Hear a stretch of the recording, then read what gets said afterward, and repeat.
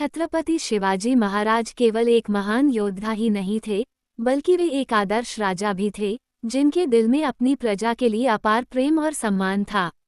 उनकी शासन शैली में न्याय, करुणा और धर्म का अद्भुत संगम देखने को मिलता है। ये कहानी उसी प्रेम और कर्तव्य की भावना को दर्शाती है। एक समय की बात है, जब शिवाजी महाराज का राज्य तेजी से बढ़ रहा था। उन्होंने कई किलों पर विजय प्राप्त की थी और उनकी ख्याति दूर दूर तक फैल चुकी थी। लेकिन शिवाजी महाराज के लिए सबसे महत्वपूर्ण चीज थी उनकी प्रजा की भलाई। एक दिन शिवाजी महाराज ने ये निर्णय लिया कि वे साधारण वेश में अपने राज्य का भ्रमण करेंगे, ताकि वे अपनी प्रजा की वास्तविक स्थिति को समझ सकें। उन्होंने साधारण किसान का रूप धारण किया और गांव-गांव घूमने निकल पड़े। यात्रा के दौरान वे एक छोटे से गांव में पहुंचे। वहां उन्होंने देखा कि एक बुजुर्ग किसान अपने खेत में काम कर रहा था, लेकिन उसका चेहरा चिंता से भरा हुआ था। शिवाजी महाराज उसके पास गए और उससे पूछा, बाबा, आप इतने परेशान क्यों दिख रहे हैं?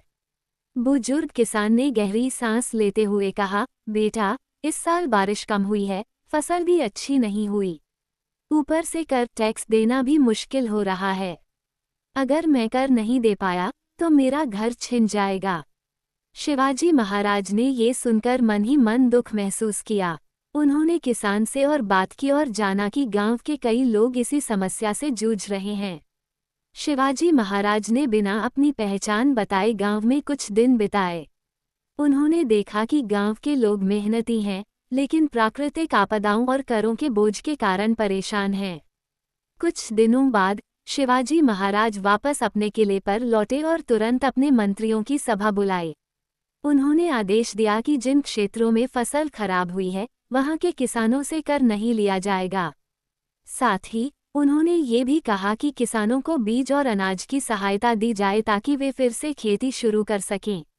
ये सुनकर मंत्री थोड़े हैरान हुए, क्योंकि इससे राज्य की आय कम हो सकती थी। लेकिन शिवाजी महाराज ने दृढ़ता से कहा, राजा का पहला कर्तव्य अपनी प्रजा की रक्षा और भलाई करना है।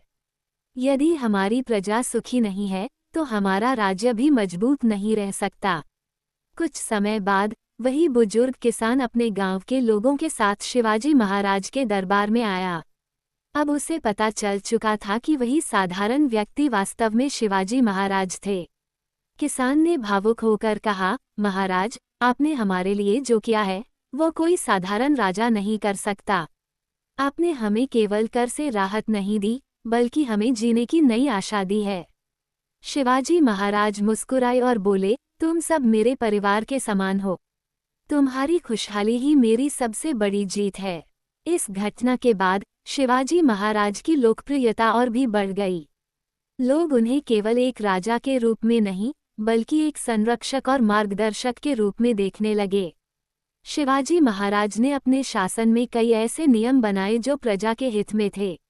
उन्होंने महिलाओं का सम्मान सुनिश्चित किया, किसानों की सुरक्षा के लिए कड़े कदम उठाए और व्यापार को बढ़ावा दिया। उनकी सेना भी अनुशासन और नैतिकता के लिए जानी जाती थी। उन्होंने अपने सैनिकों को सख्त आदेश दिया था कि किसी भी निर्दोष व्यक्ति को नुकसान न पहुंचाया जाए और महिलाओं का हमेशा सम्मान किया जाए।